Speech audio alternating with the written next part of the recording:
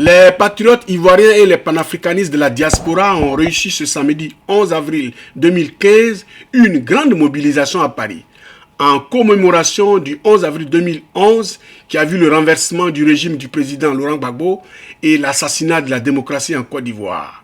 Pour les organisateurs de cette marche, le défi majeur de la mobilisation a été relevé. Les manifestants sont venus de presque tous les pays européens, Italie, Allemagne, Royaume-Uni, Hollande, Belgique, États-Unis, Canada. Partis de la place Victor Hugo sise non loin de l'ambassade de Côte d'Ivoire en France, ils ont eu pour point de chute le Conseil constitutionnel français. Un parcours renfermant à lui tout seul le message que les manifestants ont voulu faire passer, à savoir le respect des décisions des constitutions africaines. Pour le cas de la Côte d'Ivoire, la crise politique qui a secoué le pays au sorti de la présidentielle 2010 jusqu'au renversement de Laurent Gbagbo en 2011 est née, comme on le sait, au refus de Ouattara et de ses alliés de respecter la décision du Conseil constitutionnel ivoirien qui a déclaré Laurent Gbagbo vainqueur. Mon ressenti, vous voyez que la mobilisation, le peuple demeure mobilisé. Cette date, je pense, restera ancrée dans l'histoire de la Côte d'Ivoire à jamais, comme étant la plus grave violation de la souveraineté de la constitution ivoirienne et donc comme quelque part une atteinte à la souveraineté des peuples africains.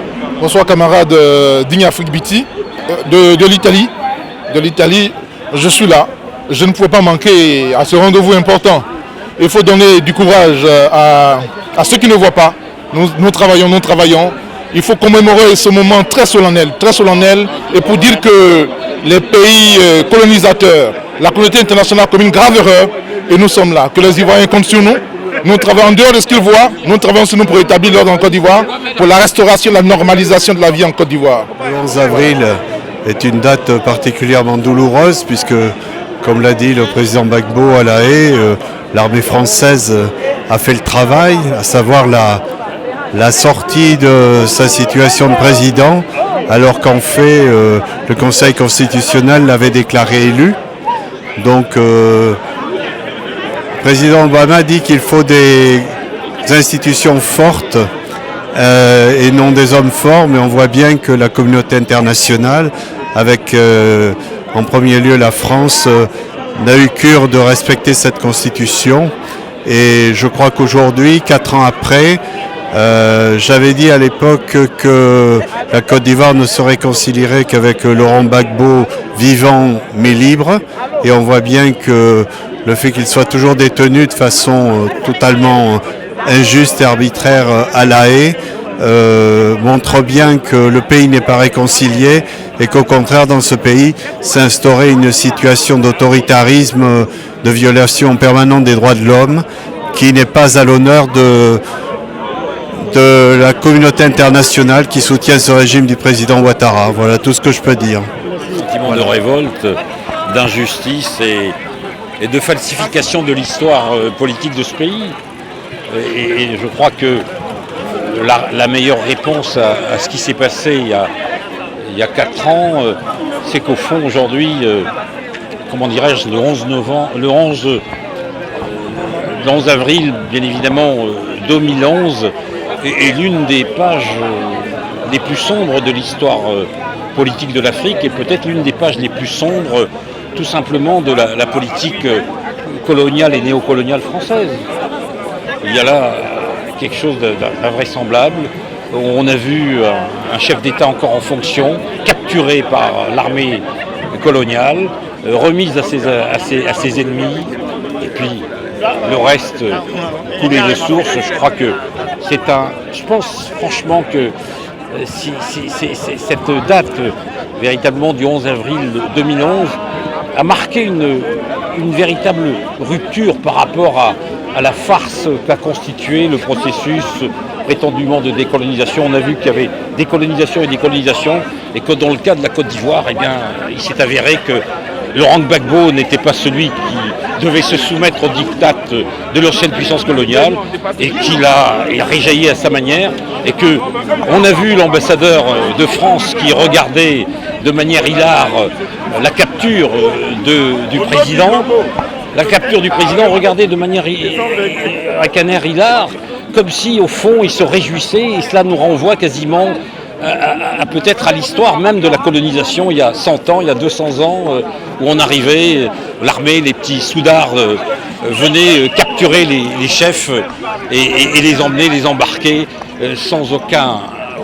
comment dirais-je, sans aucun compte à régler, un compte à donner à qui que ce soit. Voilà, c'est cette histoire qui s'est déroulée il y a 4 ans. Elle s'est déroulée il y a 4 ans et elle est véritablement, comment dirais-je, une espèce de coup de poignard dans le processus prétendument de décolonisation, et a montré qu'en fait de décolonisation il n'y avait pas. Il y avait simplement des États formellement dénommés, mais qui en réalité étaient soumis bien évidemment aux intérêts de l'ancienne puissance coloniale. Nous sommes de l'Allemagne et nous sommes venus pour manifester notre soutien à notre président, notre cher président Laurent Gbagbo, qui a été kidnappé le 11 avril 2011 et aujourd'hui 11 avril 2015, 4 ans qu'il est déporté à La Haye. Nous sommes venus manifester pour dire aux Français de nous libérer, de nous laisser régler nous-mêmes nos problèmes. Parce que ça fait 50 ans, ils disent que nous sommes indépendants, donc nous sommes mûrs pour pouvoir régler nos problèmes et qu'ils libèrent notre président et que la joie revienne en Côte d'Ivoire. Je pense que nous sommes en train de continuer de mener la lutte pour la libération de la Côte d'Ivoire, mais à partir de la Côte d'Ivoire, libération de l'Afrique. Donc tant que cette lutte-là, nous serons dans cette lutte-là, il était important de venir la commémorer et saluer, je dirais, celui qui incarne cette lutte-là. La lutte d'une Côte d'Ivoire libre, la lutte d'une Afrique libre qui est le président Laurent Gbagbo. Voilà pourquoi nous sommes ici et nous serons toujours derrière lui pour que la Côte d'Ivoire puisse être libérée à travers Laurent Gbagbo. Un sentiment de fierté de voir les Ivoiriens et d'autres Africains rassemblés pour revendiquer plus de démocratie, parce que les constitutions, le respect des constitutions, c'est cela. Mais aussi et surtout, demander, exiger la libération du président Laurent Gbagbo, du ministre Blé Goudé, de Simone et de tous les camarades qui sont incarcérés injustement dans les geôles de M. Ouattara. Et finalement, le retour des exilés est aussi une de nos préoccupations. C'est pourquoi je suis fier de ce qui se passe en ce moment. Je suis venu exprès pour cette manifestation. Ça fait 4 ans. 4 ans d'exil où de nombreux Ivoiriens parcourent les routes et les camps de réfugiés en quête d'une protection. 4 ans que la démocratie a balbutié en Côte d'Ivoire et que nous avons tenu donc à nous souvenir de cette date-là. Je dois indiquer que la liberté que nous avons de manifester ici en France a été une liberté acquise, elle n'a pas été offerte. Et que nos manifestations ne sont dirigées contre personne, elles sont au service de la démocratie. Et que chacun devrait se rendre compte que les convictions ne sont pas une plaisanterie. La démocratie n'est pas un leurre pour l'Afrique, c'est la condition de son développement. Et les valeurs que nous défendons sont des valeurs qui doivent donc profiter à l'ensemble des peuples africains qui ont besoin aujourd'hui de s'affranchir de tout complexe et de rentrer dans une nouvelle phase de leur développement. Laurent Gbagbo, le président Laurent Gbagbo nous a indiqué la voie à suivre. Je vous rappelle qu'il y a 100 ans, en 1914, le fondateur du journal de l'Humanité, Jean Jaurès, était assassiné, mais les idées qu'il a défendues restent toujours de vigueur et les actes qu'il a posés pour le rapprochement des peuples et des hommes et des femmes continuent de prospérer. Le 11 avril est une date très importante dans l'histoire récente de la Côte d'Ivoire. C'est à cette date qu'il y a eu un coup d'arrêt à la liberté en Côte d'Ivoire, qu'il y a eu un coup d'arrêt à la démocratie en Côte d'Ivoire par l'arrestation de Laurent Gbagbo et son transfèrement à La Haye. Et aujourd'hui, nous manifestons non seulement pour commémorer ce temps, mais aussi pour interpeller aussi bien la communauté nationale qu'internationale pour dire plus jamais ça en Afrique. Il faut que nos constitutions soient respectées. La constitution, c'est, comme on le dit, c'est la loi fondamentale. Et si c'est la loi fondamentale, cela signifie que c'est autour de cette loi que les Africains, les Ivoiriens se reconnaissent. Et donc on ne doit pas comme ça la fouler aux pieds. Et nous manifestons aujourd'hui pour dire qu'en Afrique, il faut respecter nos constitutions, il ne faut pas y toucher. Laurent Gbagbo l'a dit lors de sa comparution à La Haye, que c'est à cause de la Constitution, parce qu'il a respecté la Constitution, qu'il s'est retrouvé à La Haye. Il ne faut plus qu'en Afrique, un chef d'État qui respecte la Constitution soit arrêté et soit déféré par les forces impérialistes. Voilà ce que nous voulons dire. Laurent Gbagbo doit être libéré, sa place n'est pas à La Haye, sa place est en Côte d'Ivoire auprès de ses compatriotes pour que la réconciliation tant souhaitée puisse advenir. Sans Laurent Gbagbo, je crois que ça sera très difficile qu'en Côte d'Ivoire, il y ait une réconciliation. 2011, 2014, 2015, 4 ans de lutte, 4 ans que les Ivoiriens sont sur le terrain à réclamer la libération du président Laurent Gbagbo, qui à cela est rajouté aujourd'hui la libération de notre ministre Charles Blé Goudé, la libération de notre première dame Simone Eivé Gbagbo. Aujourd'hui, les Ivoiriens sont dans la rue parce que cette date finalement est rentrée dans l'histoire de la Côte d'Ivoire. Aujourd'hui, c'est le 11 avril. Date qui reste une date très noire dans l'histoire des Ivoiriens. Une date où on nous a montré un monsieur, une famille humiliée au nom d'une certaine démocratie. Alors il est important qu'on vienne dans les rues montrer notre solidarité, mais surtout montrer que la douleur est encore présente. Cette douleur-là qui est partagée certainement avec ces personnes qui sont en prison. Nous disons aujourd'hui que les choses n'ont pas changé. Les revendications sont les mêmes.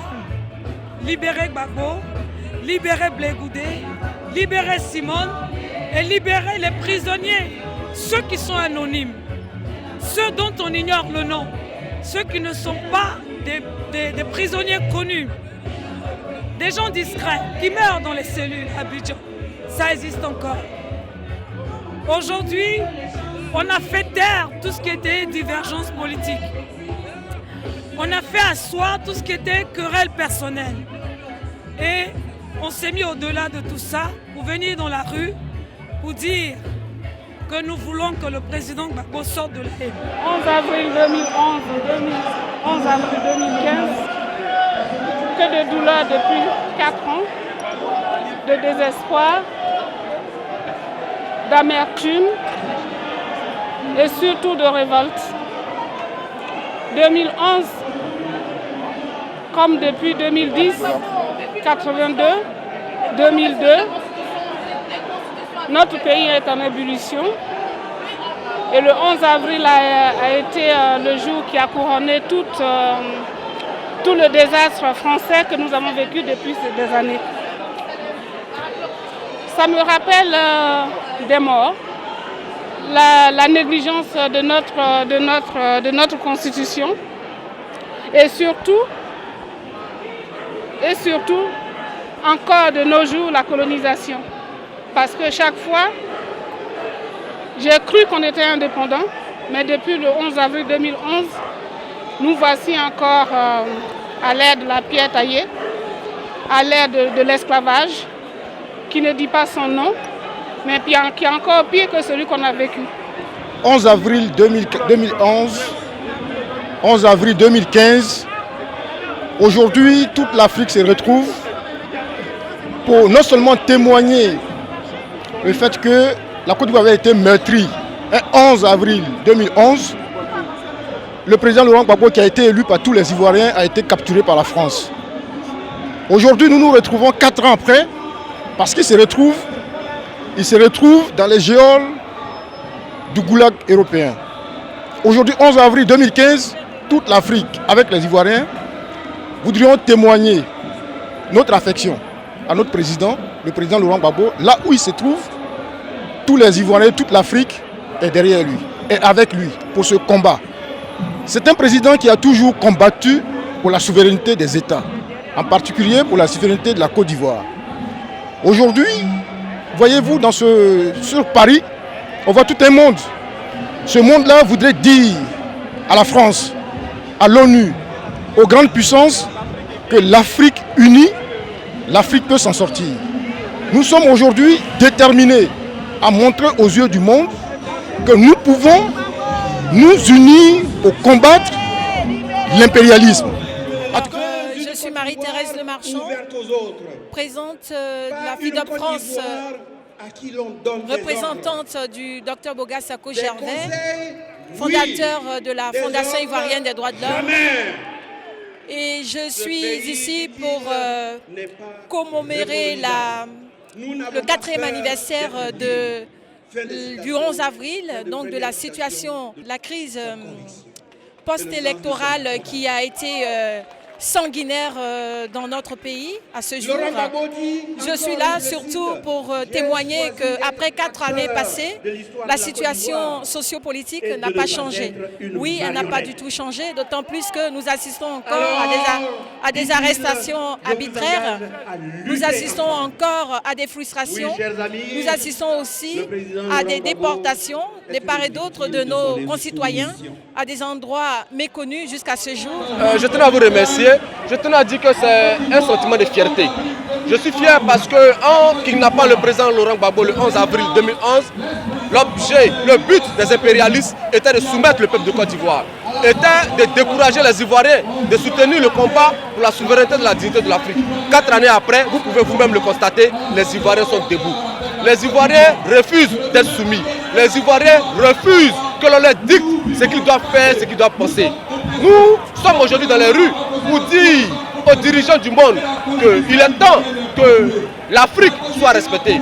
Il est temps que la souveraineté de nos pays soit défendue. Et c'est pour cela que vous pouvez voir aujourd'hui tous les pays africains réunis. Donc je suis fier de l'Afrique, je suis fier des Ivoiriens, je suis fier de tous les citoyens du monde entier qui ont compris que le message du président Laurent Gbagbo pour la liberté et la dignité des peuples est un message universel.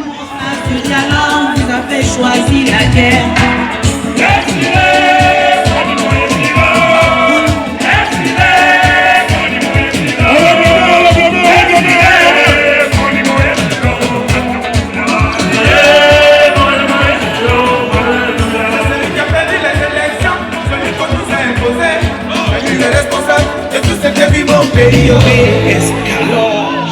Président qui prie, libérez Gbagbo.